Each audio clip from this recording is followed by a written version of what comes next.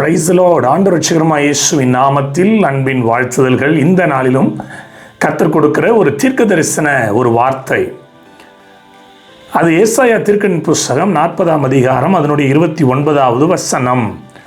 சோர்ந்து போகிறவனுக்கு அவர் பலன் கொடுத்து சத்துவம் இல்லாதவனுக்கு அவர் சத்துவத்தை பெருக பண்ணுகிறவர். என் அன்பு தேவனுடைய பிள்ளைகளே, இந்த ஏசாயா தீர்க்க தரிசன புஸ்தகம் 40வது அதிகாரத்தில் சோர்ந்து போகிற வாலிபரையும் சோர்ந்து போகிற மற்ற மனிதர்களையும் குறித்து ஒரு 2-3 வசனங்கள் அங்கே வருகிறதை பார்க்க முடிகிறது. இன்றைக்கு உங்களுக்கு சொல்லப்படுகிற ஒரு தீர்க்க தரிசன ப்ராஃபட்டிக்கல் வார்த்தை என்ன அப்படின்னா, சோர்ந்து போயிருக்கிற உனக்கு அவர் பலன் கொடுக்கிறவராய் இருக்கிறார். இதான் வார்த்தை.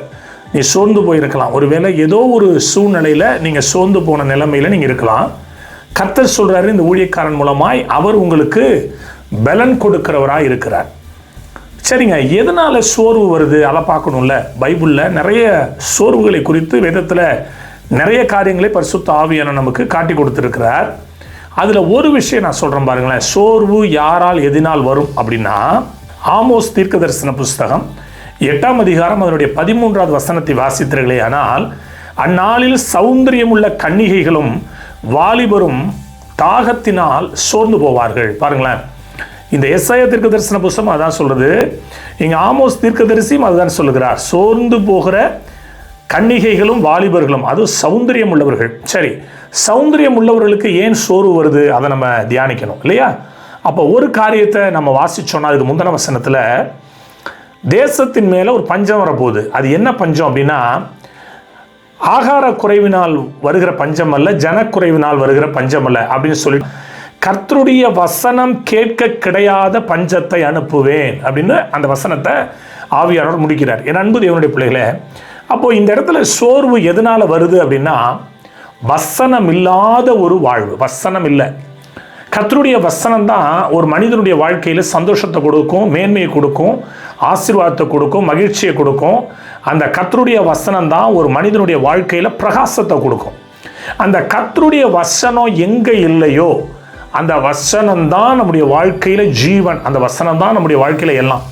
இந்த வசனம் எங்கே இல்லையோ அந்த இடத்துல வாலிபர்களாக இருந்தாலும், ஏன் அவர்கள் சௌந்தரியம் உள்ளவர்களாக இருந்தாலும், அவர்கள் இந்த உலகத்தில் பெரிய இடத்துல அவர்கள் இருந்தாலும் சோர்வு கட்டாயம் வரும்.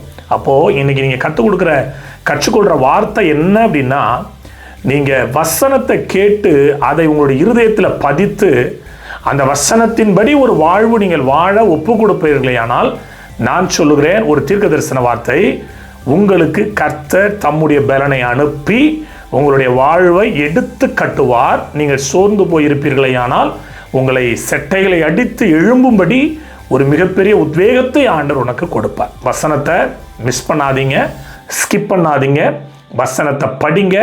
அந்த வார்த்தை தான் உன்னை விடுதலையாக்கும்னு யோவான் 8:32 அழகாக எழுதியிருக்கு. அந்த வசனம் இல்லை என்றால் நம்முடைய வாழ்க்கையிலே சோர்வு வரும், பலவீனங்கள் வரும், அவமானங்கள் வரும், தலைகுனிவு வரும். நம்ம எடுத்து விடுக்கிற முடிவு அது நமக்கு மிகப்பெரிய வேதனை கொடுக்கிறதா இருக்கும்.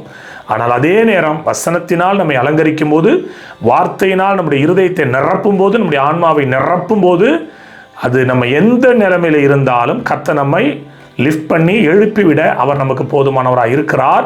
வசனத்தை கவனிப்போம், வசனத்தை படிப்போம், கர்த்தருடைய பலனை பெற்றுக்கொள்வோம். கர்த்தர் தாமே உங்களை ஆசீர்வதிப்பாராக. God bless you all.